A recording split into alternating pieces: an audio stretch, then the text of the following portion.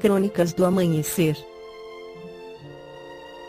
Por Feijão, Centro Espírita Allan Kardec de Balneário Gaivota, 10 de junho de 2020. Mundo ultrapassa a marca de 5.000 infectados por coronavírus. O número de casos confirmados do novo coronavírus ultrapassou a marca de 5 milhões na madrugada de quinta-feira, 21/05. Até o momento, já foram registradas mais de 328 mil mortes por Covid-19. Os dados são de levantamento em tempo real da Universidade Johns Hopkins. Recorde de casos diários. A marca foi atingida após a Organização Mundial da Saúde (OMS) ter reportado, na quarta-feira, o maior número de casos de Covid-19 em um único dia desde o início da pandemia. Ainda temos um longo caminho a percorrer nesta pandemia de Covid-19. Nas últimas 24 horas, 106 mil casos foram reportados à OMS, a cifra mais alta em um único dia desde o início da pandemia, alarmou-se o diretor-geral da organização, Tedros Adhanom Ghebreyesus, em sua entrevista coletiva virtual, em Genebra. Cerca de 2/3 destes casos foram declarados em 4 países. Tedros não citou os países, mas segundo o último relatório da OMS publicado em sua página na internet, tratam-se de Estados Unidos, Brasil, Rússia, Arábia Saudita, Índia, Peru e Catar. Segundo a OMS, Europa e Ásia Oriental seguem registrando queda na quantidade de novas infecções, mas a tendência é oposta em todas as outras regiões do planeta.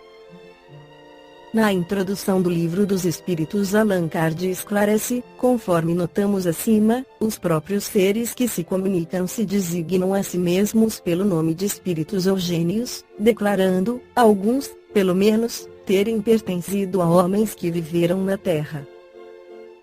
Eles compõem o mundo espiritual, como nós constituímos o mundo corporal durante a vida terrena.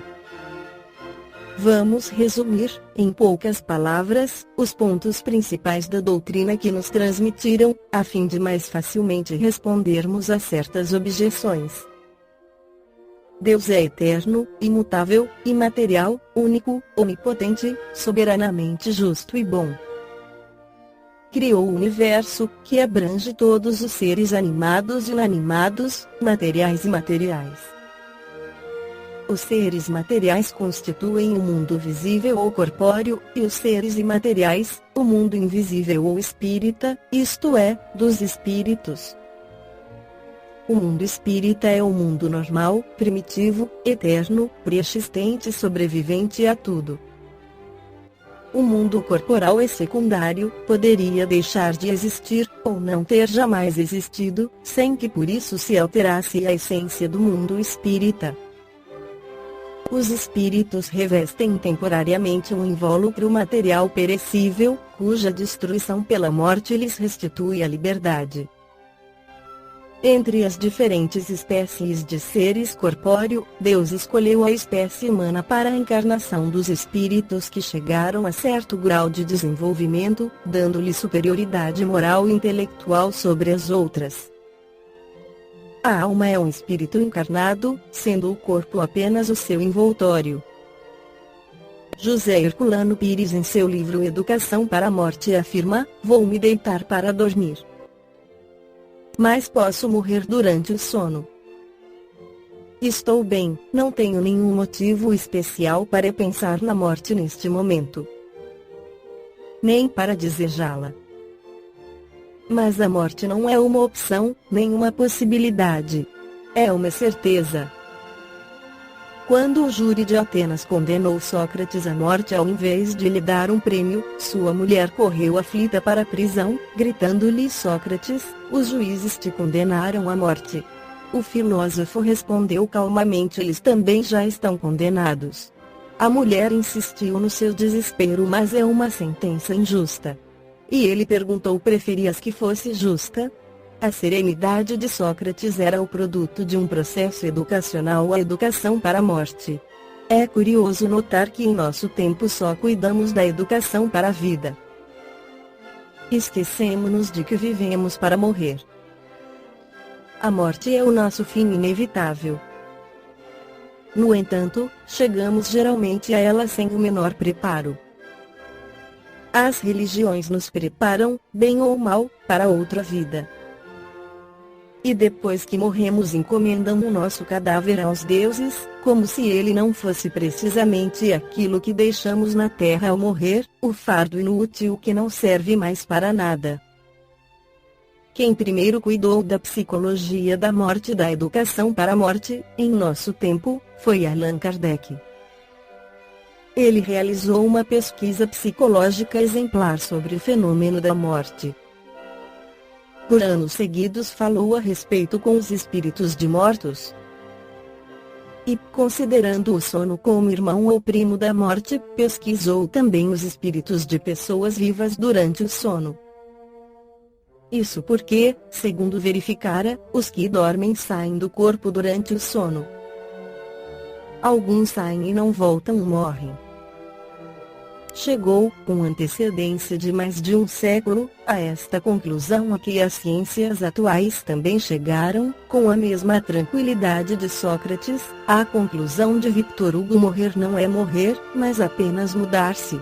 O pavor maior da morte provém da ideia de solidão e escuridão.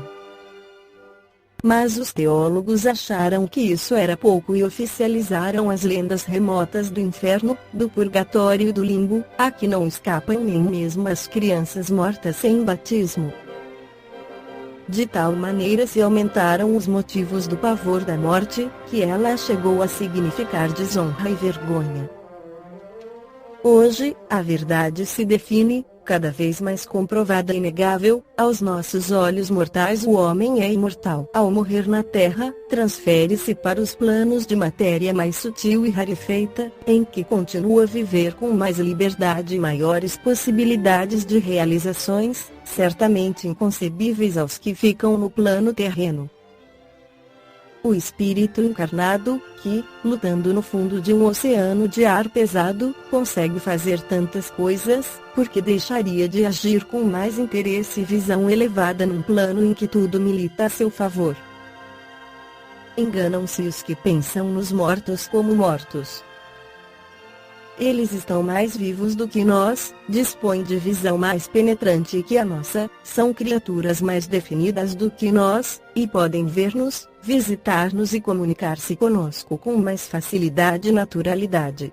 É preciso que não nos esqueçamos deste ponto importante: os homens são espíritos e os espíritos nada mais são do que homens libertos das injunções da matéria.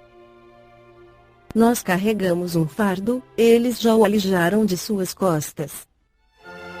Temos de pensar neles como criaturas vivas e atuantes, como realmente o são. Eles não gostam das nossas tristezas, mas sentem-se felizes com a nossa alegria. Não querem que pensemos neles de maneira triste porque isso os entristece. Encontram-se num mundo em que as vibrações mentais são facilmente perceptíveis e desejam que os ajudemos com pensamentos de confiança e alegria. Não temos o direito de perturbá-los com as nossas inquietações terrenas, em geral nascidas do nosso egoísmo e do nosso apego. Milhões de manifestações de entidades superiores, de espíritos conhecidos ou não, mas sempre identificados, ocorrem no mundo continuamente, provando a sobrevivência ativa dos que passaram para o outro mundo e lá não nos esqueceram. Esta foi a crônica do amanhecer de 10 de junho de 2020. Por Feijão Centro Espírita Allan Kardec de Balneário Gaivota. Que a paz esteja com todos.